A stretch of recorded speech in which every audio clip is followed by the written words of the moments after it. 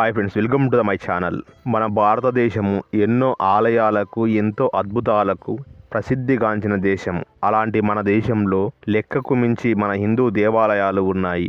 అంతుపట్టని రహస్యాలు ఉన్న ఆలయాలు కోకొల్లలుగానే ఉన్నాయి. ముఖ్యంగా తెలంగాణ రాష్ట్రంలోనూ అలాంటి గొప్ప ఆలయాలు చాలానే ఉన్నాయి. అలాంటి ఆలయాల్లో ముఖ్యంగా చెప్పుకోవలసినటువంటి ఆలయము మల్లూరు శ్రీ నరసింహస్వామి దేవాలయము.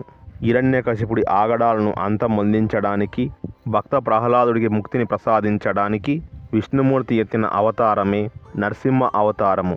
నరసింహస్వామి తన యొక్క ఉనికిని చాటుకోవడం కోసము ఎన్నో దేవాలయాల్లో అవతరించారు. అలాంటి పుణ్యక్షేత్రాలు మన తెలుగు రాష్ట్రాల్లో 9 ఉన్నాయి. ఈ 9 క్షేత్రాలు నవనరసింహస్వామి క్షేత్రాలు అని పిలుస్తారు. ఆ నవనరసింహస్వామి క్షేత్రాలలో మొట్టమొదటిగా ప్రసిద్ధిగాంచిన క్షేత్రము మల్లూరు శ్రీ నరసింహస్వామి క్షేత్రము. ఈ క్షేత్రంలో అనేక రకాల వింతలు, విశేషాలు దాగి ఉన్నాయి.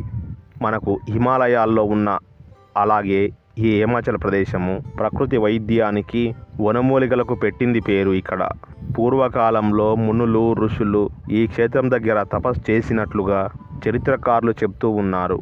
అంతేకాకుండా డైరెక్టర్ గుణశేఖర్ తీసినటువంటి రాణి రుద్రమదేవి సినిమాలోని అల్లు అర్జున్ పాత్ర పోషించినటువంటి గోన గన్నారెడ్డి రహస్య స్థావరం ఏర్పాటు చేసుకున్న ఇక్కడే అని చెప్తారు. మరొక ప్రత్యేకత ఏమిటి అంటే, పిల్లలు లేని వారు ఈ ఆలయానికి వస్తే వారికి ఒక అరుదైన ద్రవ్యాన్ని ఇస్తారు. దానినే నాభిచందనం అని అంటారు. అది సేవిస్తే పిల్లలు పుట్టడం ఖాయము. ఇక్కడ సర్వరోగాలను అరింపజేసే చింతామణి జలపాతం కూడా ఉంటుంది. దేవుడు ఉన్నాడు అని చెప్పడానికి సాక్షిగా ఈ ఆలయాన్ని చెప్పవచ్చు. ఎందుకంటే ఈ ఆలయంలో ఉన్న దేవుడు మానవ శరీరం మాదిరిగానే ఎంతో మెత్తగా ఉంటాడు. మరి అలా ఉండడం వెనుక ఉన్న రహస్యం ఏమిటి? ఇక్కడ ఇచ్చే నాభిచందన ఔషధానికి, అలాగే చింతామణి జలపాతానికి అంత ప్రత్యేకత ఏమిటి? అసలు ఇక్కడ ఉన్న స్థల పురాణం ఏం చెప్తుంది? హిందూ దేవాలయాలన్నింటినీ కూడా ధ్వంసం చేసినటువంటి గజనీ మహమ్మద్ ఈ ఆలయానికి వచ్చి ఏమీ చేయకుండానే వెనుదిరిగిపోయాడట. అంతేకాదు, బంగారు బిస్కెట్లను కానుకగా కూడా ఇచ్చాడట. అలా ఎందుకు చేశారు అన్న విషయాలను మనం ఇప్పుడు తెలుసుకుందాము. నవనరసింహస్వామి క్షేత్రాలలో మొట్టమొదటి క్షేత్రంగా హేమాచల నరసింహస్వామిని చెప్తారు. ఇక్కడ స్వామివారి విగ్రహము మానవ శరీరం లాగానే మెత్తగా ఉంటుంది. స్వామివారి విగ్రహాన్ని ఎక్కడ కూడా నొక్కి చూసినా మెత్తగా మానవ శరీరం లాగానే అనబడుతూ ఉంటుంది. స్వామివారి ఛాతి మీద రోమాలు కూడా దర్శనమిస్తూ ఉంటాయి. స్వామివారి బొడ్డు భాగంలోనూ చిన్న రంధ్రం ఒకటి ఉంటుంది. దీని నుంచి ఒక ద్రవం విడుదల అవుతూ ఉంటుంది. దీన్ని అదుపు చేయడానికి స్వామివారి ఆ రంధ్ర భాగంలో మంచి గంధనాన్ని ఉంచుతారు. పూర్వకాలంలో విగ్రహాన్ని వెలికి తీసే క్రమంలో స్వామివారి మూర్తి మీద రంధ్రం పడిందట. అయితే అప్పటి నుంచి కూడా స్వామివారి రంధ్రం నుంచి ఒక ద్రవం కారుతుంది అని ఇక్కడ స్థల పురాణాలు చెప్తూ ఉన్నాయి. ఆ స్వామివారి రంధ్రంలో ఉంచినటువంటి మంచి గంధనాన్ని భక్తులకు ప్రసాదంగా ఇస్తారు. అది స్వీకరిస్తే పిల్లలు లేని వారికి పిల్లలు పుడతారు అని అక్కడి భక్తుల నమ్మకము. అయితే 6వ శతాబ్దానికి పూర్వం నుంచే ఇక్కడ ఈ క్షేత్రం ఉన్నట్లుగా చరిత్రకారులు మనకు చెప్తూ ఉన్నారు. ఈ ఆలయం చిన్న చోళ చక్రవర్తుల కాలం నాటి అని చెప్తారు. ఈ క్షేత్రం అంతా కూడా అర్ధచంద్రాకారంలోనే ఉంటుంది. ఇక్కడ లక్ష్మీ నరసింహస్వామి స్వయంభూగా వెలిచాడు.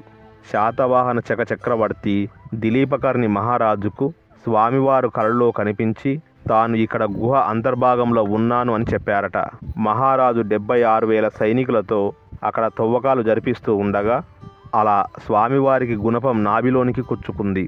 ఆ నాభి నుంచే ప్రస్తుతం మనకి ఇప్పుడు ద్రవం అనేది వెలువడుతూ ఉంది. ఈ ద్రవాన్ని సేవిస్తే సంతాన భాగ్యం కలుగుతుంది అని నమ్మకము. దీనిని నాభి చందనంగా కూడా పిలుస్తారు. ఇక్కడ నరసింహస్వామి మానవ శరీర ఆకృతిలో ఎంతో సున్నితంగా ఉంటారు. స్వామివారికి ఆదిలక్ష్మి, చెంచులక్ష్మి అని 2 భార్యలు కూడా ఉన్నారు. క్షేత్రపాలకునిగా పంచముఖ ఆంజనేయ స్వామి ఉన్నారు.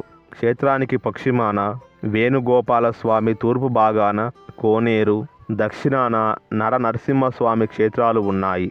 అయితే ఇక్కడ క్షేత్రంలో ఉన్న ప్రత్యేకమైన ఆకర్షణ ఇక్కడ ఉన్న చింతామణి జలపాతము.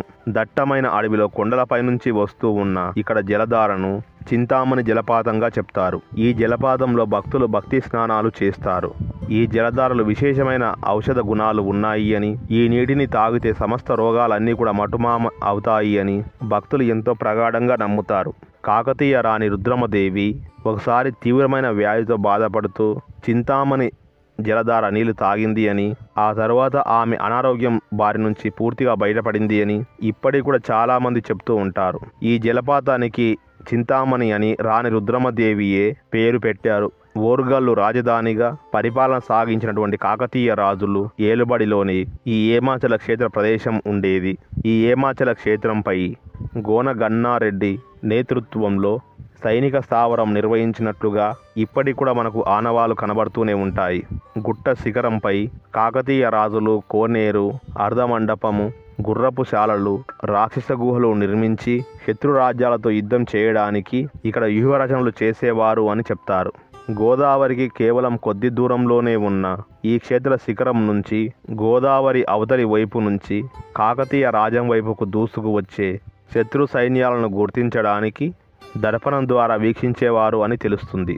శత్రు రాజ్యాలతో జరిగే యుద్ధ కాలంలో రక్షణ కోసము రాణి రుద్రమదేవి సహా ప్రధానమైనటువంటి సైనిక అధిపతులు ఇక్కడి కోటలోనే విడిదిని చేసేవారట. కాకతీయ పాలన అంతా కూడా అంతమైన తర్వాత ముస్లిం రాజుల దండయాత్రలు పెరిగిన క్రమంలో 17వ శతాబ్దంలో గజనీ మహమ్మద్ ఈ ఆలయాన్ని దర్శించినట్లుగా చరిత్రకారులు చెప్తూ ఉన్నారు. 1000 స్తంభాల గుడి, రామప్ప, కోటగుళ్ళు లాంటి అనేక దేవాలయాలను ధ్వంసం చేసినటువంటి గజనీ మహమ్మద్ సైతము ఏమాచల క్షేత్రాన్ని మాత్రం ఏమాత్రం ముట్టుకోలేదు. అంతేకాదు బంగారు బిస్కెట్లను కూడా ఈ ఆలయానికి కానుకలుగా సమర్పించారట. ముస్లింలు పవిత్రంగా భావించే అర్ధచంద్ర నెలవంకను ఈ క్షేత్రం పోలి ఉండడమే ఇందుకు కారణము. అయితే పర్యాటకులు ఈ ఆలయాన్ని దర్శించుకోవడానికి ఎంతోమంది ఇక్కడికి వస్తూ ఉంటారు. శ్రీ హేమాచల శ్రీ లక్ష్మీ నరసింహస్వామి ఆలయ నిర్వాహకులు ప్రతి ఏటా కూడా వైశాఖ మాసంలో బ్రహ్మోత్సవాలు నిర్వహిస్తారు. ఇందుకోసము ఆలయ పూజారులు నరసింహస్వామి జయంతి, స్వామివారి కళ్యాణము, రథోత్సవము, సదస్యము, తెప్పోత్సవము, నాగవెల్లి వసంతోత్సవాన్ని నిర్వహిస్తారు. అడవుల మధ్యన ప్రకృతికి నిలయంగా ఉన్న మల్లూరు స్వామి విగ్రహానికి ఎంతో ప్రత్యేకత ఉంది. ఇక్కడ శని, ఆది, సోమవారాలలో భక్తుల రద్దీ విపరీతంగా ఉంటుంది. ఆ రోజులలో మధ్యాహ్నం 12 గంటలకు స్వామివారికి అభిషేకం జరుగుతుంది. అర్చకుడు తన యొక్క చూపుడు వేలుతో స్వామివారి ఎదను నొక్కగానే వేలు లోనికి వెళ్తుంది. వేలు బయటికి తీయగానే చర్మం మామూలు స్థితికి వస్తుంది. స్వామి శరీరం మెత్తగా ఉంది అని అర్చకులు చూపుతూ ఉంటారు. ఈ ఆలయం ఏటూరు నాగారం భద్రాచలం హైవేలో ఉన్న మంగపేట గ్రామం నుంచి అడవికి 4 కిలోమీటర్ల దూరంలో ఉంటుంది. భద్రాచలం నుంచి హన్మకొండకు వయ్యా ఏటూరు నాగారము ద్వారా ఆర్టీసీ బస్సులు కూడా ఉన్నాయి. వీటి ద్వారా భక్తులు మంగపేట చేరుకోవచ్చు. అక్కడి నుంచి ఆలయానికి చేరుకోవడానికి ఆటోలు కూడా అందుబాటులోనే ఉంటాయి. మల్లూరుకి కొన్ని ప్రత్యేకమైన బస్సులు కూడా ఉన్నాయి. ప్రకృతి రమణీయతతో ఎన్నో విశేషాలతో ఉన్న మల్లూరు ఆలయాన్ని జీవితంలో ఒక్కసారైనా సరే దర్శించి తరించండి. ఓకే, మరి ఇలాంటి మరిన్ని విశేషాల గురించి తెలుసుకోవడానికి మన ఛానల్ సబ్స్క్రైబ్ చేసుకోండి.